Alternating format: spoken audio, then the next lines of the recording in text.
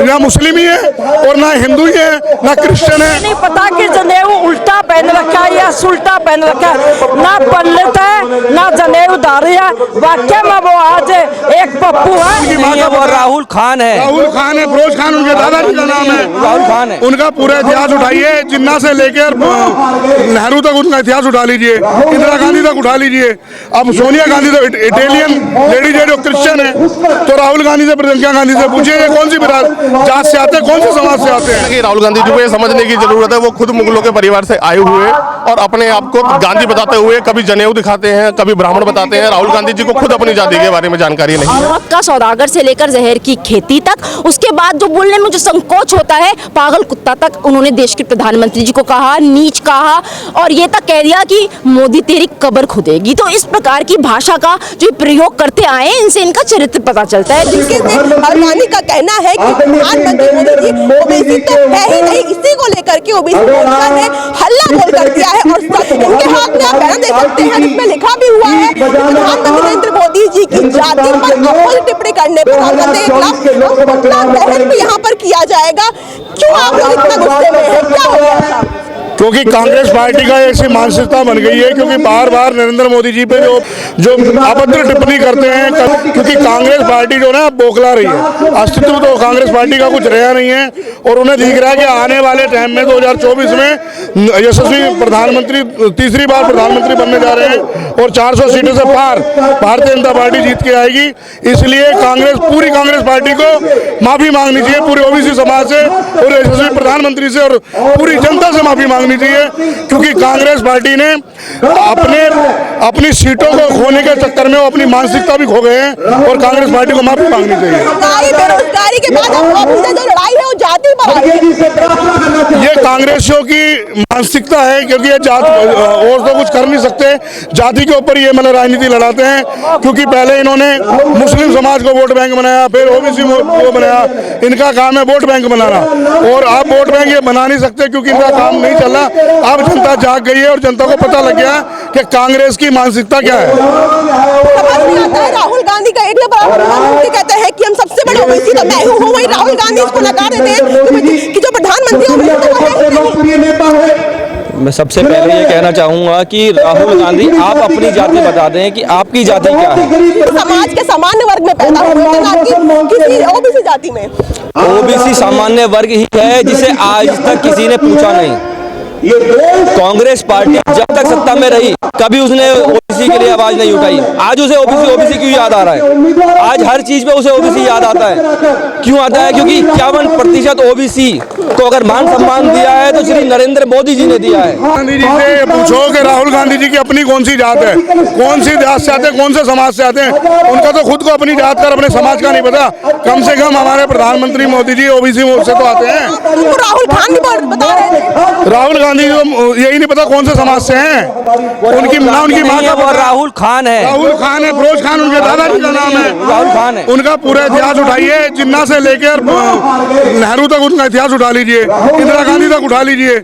अब सोनिया गांधी तो Italian ladies है जो क्रिश्चियन है, तो राहुल गांधी से प्रियंका गांधी से पूछिए ये कौन सी जात से आते हैं, कौन से समाज से आते हैं। इन्हें अपनी जात का नहीं पता, अपने समाज का नहीं पता और ये हमारे यशस्वी प्रधानमंत्री पे उंगली उठाते हैं। पहले अपने आप को देखें, राहुल गांधी जी का जनेऊ पहन लेते हैं, वोट बैंक बनाने के लिए गुरुद्वारे जाते हैं, मंदिर जाते हैं, मस्जिद जाते हैं। ऐसा तो प्रधानमंत्री जी नहीं करते ना। इनका तो अपना जैसे डमरू बजाओ डुगडुगी के आगे बंदर नाचता है, ऐसे कांग्रेसी नाचते हैं। राहुल गांधी जी की मानसिकता खराब हो गई है और सभी कांग्रेसियों को यशस्वी प्रधानमंत्री से और पूरे देश से माफी मांगनी चाहिए। राहुल गांधी का राहुल खान है, वो जनेऊ की धारी का रखा है। अब उन्हें जनेऊ याद आ रहा है क्योंकि अभी तक उन्हें ऐसा लगता था कि देश में हिंदू है ही नहीं। वो एक समुदाय को खुश करने के लिए वो इस बार राम मंदिर क्यों नहीं गए? राम मंदिर में प्राण प्रतिष्ठा हुई, इतना अच्छा कार्यक्रम हुआ, इतना बड़ा भव्य कार्यक्रम हुआ। भगवान राम 500 वर्ष के बाद अपने द्वार पर आ रहे, लेकिन उन्हें खुशी नहीं हुई। महात्मा गांधी ने चाल चल के गांधी नाम दिया। ये खान परिवार से आते हैं। जैसे कि एक पेड़ होता है ना, और पेड़ पे दूसरी कलम चढ़ा के उसको ये कलम चढ़े हुए हैं और ये ना मुस्लिम ही है और ना हिंदू ही है ना क्रिश्चियन है। और राहुल गांधी के पुतला भी यहाँ पे लगाया गया है, उनकी फोटो लगी है और उसमें साफ तरीके से लिखा हुआ है राहुल गांधी माफी मांगी, यानी ओबीसी के प्रधानमंत्री के एक बयान के बाद इतना ज्यादा जो है वो हंगामा हमें देखने को मिल रहा होगा।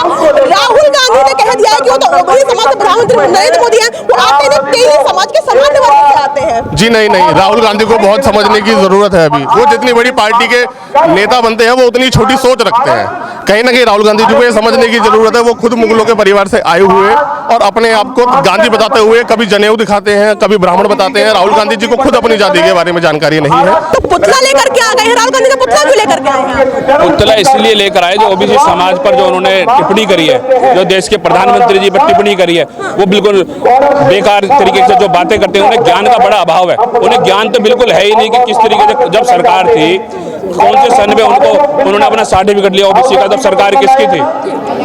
क्या उनको अपनी जाति का पता है? कभी ब्राह्मण बन जाते हैं, कभी कुछ। राहुल गांधी का पोस्टर है, एक तो प्रधानमंत्री कहते हैं कि वो ओबीसी सबसे बड़ा ओबीसी तो मैं हूँ, लेकिन राहुल गांधी उसको नकार देते हैं कि वो ओबीसी में तो आते ही नहीं है। राहुल गांधी जी एक वाक्य में पप्पू हुए, क्योंकि देश के यशस्वी प्रधानमंत्री जी ओबीसी समाज तेली समाज से आते हैं। साहू तेली खासे मोरिया सैनी ये तेली समाज से है, इसलिए जन्म से ही तेली समाज से है। या तो राहुल जी माफी मांगेंगे, नहीं मांगे तो हम भारत की नारी हैं, फूल और चिंगारी है, 9 नंबर के जूते से पिटाई करेंगे। हम हर गली में करेंगे, हर मोहल्ले में करेंगे, एक वार्ड में करेंगे। या तो माफी मांगी, नहीं तो भारत की नारी फूल और चिंगारी के रूप में उसको उसकी माँ का दूध याद दिलाएंगे। क्यों? और ये कहता मैं जनेऊधारी पंडित हूँ, जिसने जनेऊ देखा भी नहीं, जिसको ये नहीं पता कि वो जनेऊ धारण करते, खुद कहते हैं मैं जनेऊ धारण करता हूँ, मैं हिंदू हूँ। बिल्कुल नहीं है, उसको ये नहीं पता कि जनेऊ उल्टा पहन रखा है या सुल्टा पहन रखा है। ना पंडित है ना जनेऊधारी है, वाकई में वो आज एक पप्पू है। राहुल गांधी है ना, राहुल खान बता रहे हैं। हाँ, तो ये मैं कोई नई बात नहीं बता रहा, ये तो तथ्य जो है। आप आरटीआई भी लगा लीजिए, उसमें भी आपको पता चल यही आएगा।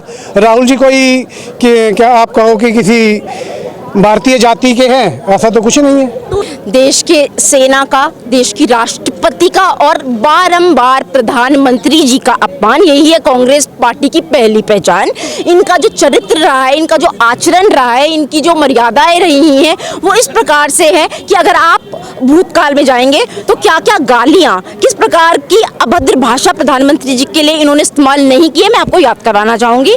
मौत का सौदागर से लेकर जहर की खेती तक, उसके बाद जो बोलने में जो संकोच होता है, पागल कुत्ता तक उन्होंने देश के प्रधानमंत्री जी को कहा, नीच कहा, और ये तक कह दिया कि मोदी तेरी कब्र खुदेगी। तो इस प्रकार की भाषा का जो प्रयोग करते आए, इनसे इनका चरित्र पता चलता है। दूसरी बात, ना सिर्फ ये मोदी जी के लिए या फिर भाजपा के लिए गालियां देते आए हैं। अभी खड़गे साहब का आप वो सुनिए, जिस रैली में वो अपने ही कार्यकर्ताओं के लिए कहते हैं कि जो बूथ अध्यक्ष है वो कुत्ते की तरह भौंकने वाला होना चाहिए। तो हमको तो उस पर भी आपत्ति है, क्योंकि कार्यकर्ता चाहे कांग्रेस पार्टी के हो या भाजपा के हो, कार्यकर्ता एक नागरिक है भारत का, और उसके लिए भी हम आवाज उठाएंगे। तो आप ये कह रही हैं कि राहुल गांधी को ज्ञान की कमी है, उन्हें पता ही नहीं है कि कौन। मुझे ये कहने की कोई आवश्यकता नहीं है, पूरा देश जानता है कि राहुल गांधी जी पप्पू थे, पप्पू है और पप्पू रहेंगे। ये मैं नहीं कह रही हूँ, ये आपने कहना शुरू करा है।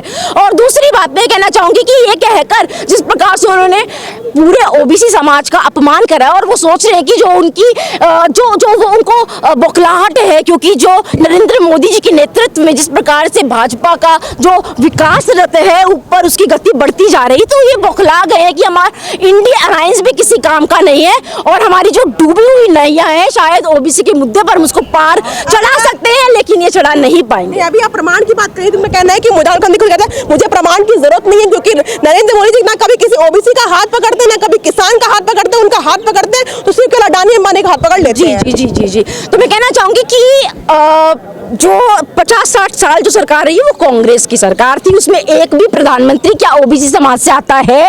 क्या किसी जनजाति की महिला को, अनुसूचित जनजाति की महिला को आप राष्ट्रपति बनाते हैं? आज सबसे ज्यादा अगर ओबीसी समाज से कैबिनेट मिनिस्टर आते हैं तो वो मोदी सरकार के अंदर आते हैं। अगर आज 37% रिजर्वेशन है, एमपीज आते हैं, हमारे टोटल एमपीज में 37% ओबीसी एमपीज हैं, तो वो मोदी समाज समाज के अंदर है। और जो ये बात कहते हैं आप, ये बात ओबीसी समाज से कहलवाइए। राहुल गांधी जी बौखला गए हैं। मैं कह रही हूँ उन्हें अपनी जो हार है वो साफ साफ नजर आ रही है। वो कितने भी अलायंस बनाने की बात कर ले, लेकिन उनके अलायंस, उनका खुद का घर जो है, जो इंडिया अलायंस के नाम से वो सोच रहे हैं कि हम घमंडिया गठबंधन कर लोकतंत्र को बचाना है, देश को बचाना है, तो एक साथ आना पड़ रहा है, ऐसा उनका कहना है बार बार। लोकतंत्र को बचाना है तो एक साथ आना है। तो आप बताइए कि जो उन्होंने दूसरी यात्रा शुरू करी, पहले उन्होंने करी भारत जोड़ो यात्रा, जो कि इनकी विफल रही। और इस बात का प्रमाण है इनका बदला हुआ नाम, क्योंकि ये ब्रांड नेम चेंज क्यों कर आते हैं अगर वो सक्सेसफुल थी। और ये वो लोग हैं जिन्होंने देश को तोड़ने का काम किया, ये आज देश को जोड़ने की बात करते हैं। और अगर इनकी अब जो दूसरी यात्रा है, न्याय यात्रा जिसमें उन्होंने जोड़ा है, वो मणिपुर से स्टार्ट होती है। मणिपुर में आह्वान करते हैं राहुल गांधी जी कि जितने भी हमारे इंडिया अलायंस के जो लीडर्स हैं वो इकट्ठा होंगे और अपने अपने राज्यों में इस यात्रा में शामिल होंगे। तो सबसे पहले ये जाते हैं बंगाल में जाते हैं, और बंगाल में इनके जाने से पहले ममता जी कहती है मैं तो अकेले चुनाव लड़ूंगी। एक इनका जो बहुत बड़ा स्टेट है वो खत्म हो जाता है। फिर दूसरे यहाँ पर जाते हैं ये बिहार में। बिहार में इनके पहुंचने से पहले नीतीश जी भारतीय जनता पार्टी के साथ आ जाते हैं। और उसके बाद जब ये उत्तर प्रदेश में का रुख करने वाले हैं तो वहां पर अखिलेश यादव 14 सीटें डिक्लेयर इनकी अनुमति के बिना कर देता है, और जिसमें से कि 5 सीटों पर ये अपनी हकदारी समझते थे। तो देख लीजिए, ये जो खुद इनका छोटा सा अलायंस नहीं ये जोड़ पा रहे, तो ये भारत को क्या जोड़ेंगे और क्या न्याय दिलवाएंगे।